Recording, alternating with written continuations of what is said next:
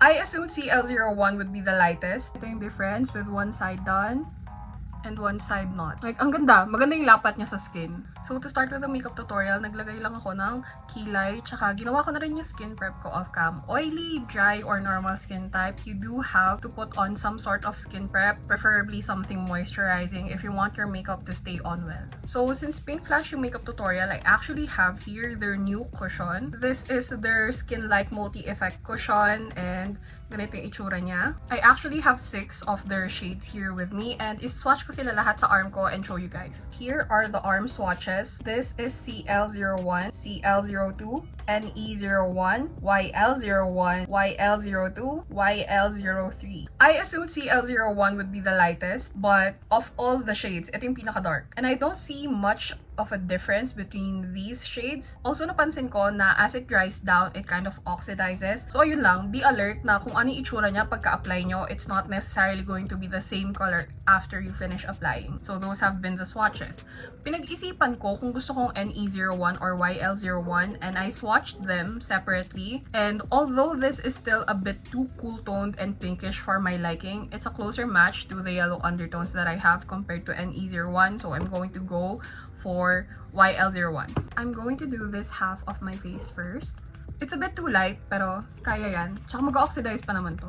I'll come up close just so you guys can see. It does apply pretty seamless, and it feels lightweight. Like yung consistency ng parang foundation sa loob ng cushion is pretty thin. So, ito yung difference with one side done and one side not. Nakikita ko pa rin yung mga freckles ko underneath some of my dark marks. Let's check if pwede siyang i-build up. Try natin siya dito sa cheek area. Ayan. I think buildable naman. When comparing one side of my face to the other, I do think it comes across as light to medium coverage. But given the consistency, the thin consistency, I kind of expected it to. But again, buildable naman siya, so that's not too much of a bother for me. Kalimutan ko maglagay ng color corrector, so I'm just quickly adding that right now. Ganda siya. Let's also build up itong cheek para medyo mas makover yung freckles. It did oxidize a little bit, and kung makikita nyo, hindi na super glowy yung finish niya, especially on this side. It has a semi-matte finish, which I do love because I'm an oily girl. I do appreciate the little bit of glow that still comes out when the light hits your skin. I feel like this is a good cushion to use if you're after that slightly elevated natural finish makeup look. I'm going to use this one from the Sanrio Focallure collab. This is BB01. It has very strong orange pigments in it, so I'm hoping na medyo mas mabalik yung warmth ng skin ko. I'm going to focus it on the perimeters of my face. Love that, love that. And then dito sa hairline, which is very important. For cream blush, I think napakita ko na to sa channel ko. Their Dewy Blush Stick in the shade PP02. Very bright, vivid pink. I use yung usual method ko of applying it on the back of the hand and then applying it with a brush on my face para lang mas controlled yung pigment na nalalabas niya. Sobrang ganda talaga ng blush na to. Egary look, or like yung Korean idol healthy skin look. Especially paired with a cushion like this na semi-matte yung finish. Like, guaranteed makukuha mo yung ganong effect. For powder, I'm also going to use this one from pinkflash. Very affordable. Starting sa under eye. I want to set yung mga areas na nag-crease first. By the way guys, maganda yung oil control ng powder na to. I'm brushing away yung excess powder. Now we can move on to the eyes. Or eyeshadow palette. Ang pangit! Ang dugyot na tignan! This is the Pro Touch eyeshadow palette from pinkflash in the shade 03. I recently decluttered a lot of my eyeshadow palettes, but this one stayed kasi every single shade from this palette, banger. Starting with this one as kind of like a transition shade. Windshield wiper motions.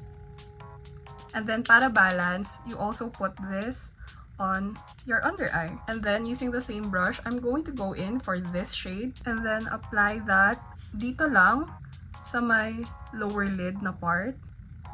And as per usual, I'm also going to apply that on my lower eyelid. This is their darkest shade. Then I'm going to apply that on my lash line para i-extend yung waterline ko just to make my eyes look bigger. And of course, using the same shade to deepen the outer V. And kung gusto nyo malaman yung tip ko for making my eye looks look more cohesive, I take the same shade that I apply on my lower lash line and brush it on my aegosal. Hindi na ako gumagamit ng mga aegosal pens lately. This is more than enough. Ganon. To complete the eye look, I'm going to use this shade. May mga green and purple flexes siya.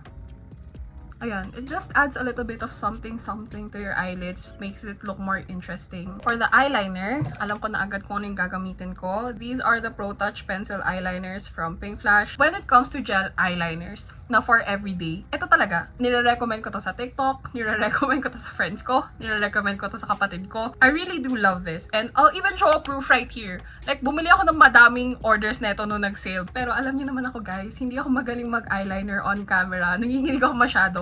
And hopefully one day, makapagbigay na ako ng proper na tutorial. But for now, I'll finish this eye look, apply my eyeliner, and come back. So, ito na yung face so far. I used 01 for the top and then 03 caramel brown for the bottom. Because as you can see, I really like contouring my lower eyelid. And then I also used the same shimmer na ginamit ko sa taas for my aegosal, and this is how it's looking like so far. For contour, I don't believe I have anything from Pinkflash na pwedeng pang contour ng face, and this is the coolest shade I have available.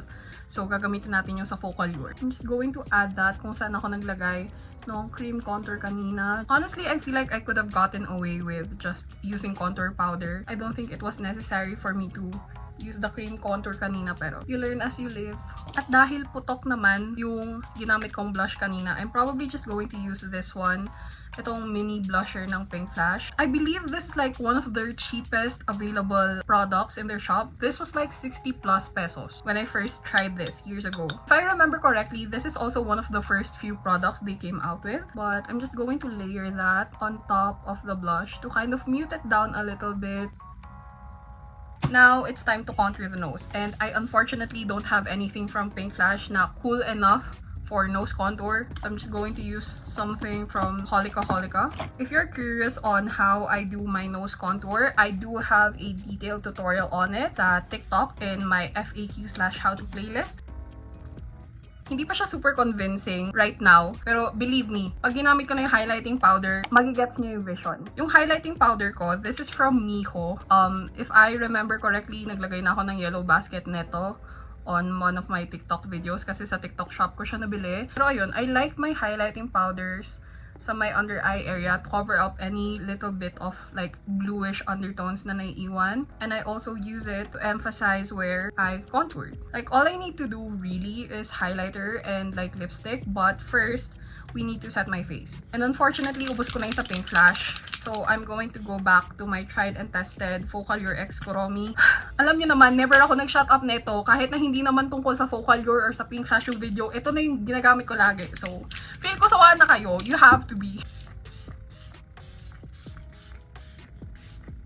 If I use a product like every day or every time na lumalabas ako, I do tend to lean more towards more affordable products. Sila yung mga hindi nakakahinayang gamitin. Obviously, even though I make a little bit more money now, very cheapy pa rin talaga ako in mind. Very budgetarian. So,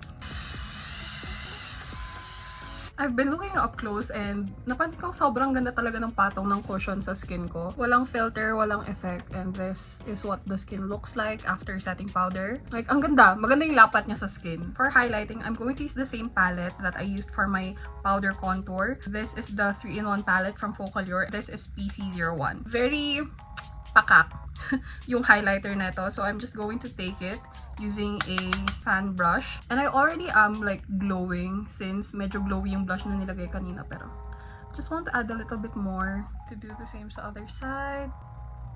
Andito na tayo sa final part. For lippy, I think I'm going to go in with a combination. This is the watery transfer proof lip cream from Pinkflash, and I think I want to add just a little bit more gloss all over the lip since I want to wear this as a gradient, ganon. So I'm going to take the shade PK03. Dito lang siya sa may loob ng lips. This is transfer proof if you wear it by itself, but I'm pretty sure it's not gonna bode well if you mix it with other stuff. Like, hindi siya magiging ganon naka-transfer proof. But for the sake of the look, I'm going to do it. Plus, I really like yung color niya. Nakaka-fresh talaga siya. And then, this is the Watery Glow Lip Gloss from Focallure. Hindi ko maalala kung gumawa na ako ng video about this. I probably did, but it's still one of my favorite like affordable C-Beauty lip gloss formulas, aside from the one sa Keybest na na-discontinue. I'm going to take a clear shade. This is NU00, and mukha siyang purple, but it actually is clear, just with a little bit of purple flexes mixed in. I'm going to add that all over the lip. Boobs. This is the final look. I'll do my finishing touches off cam and then come back for my final thoughts. So, this is the final look. I'm in a bit of a love-hate relationship with my hair, and currently it's hate. So, of course, I threw in the wig, and medyo bonus na lang talaga yung parang princess effect niya. But anyway, this is what it's looking like. No smoothening filter or anything. Yan yung itsura niya. Hopefully you guys can see it. I checked kanina while I was finishing my makeup, and apparently this retails for like 249 pesos. Maganda siya.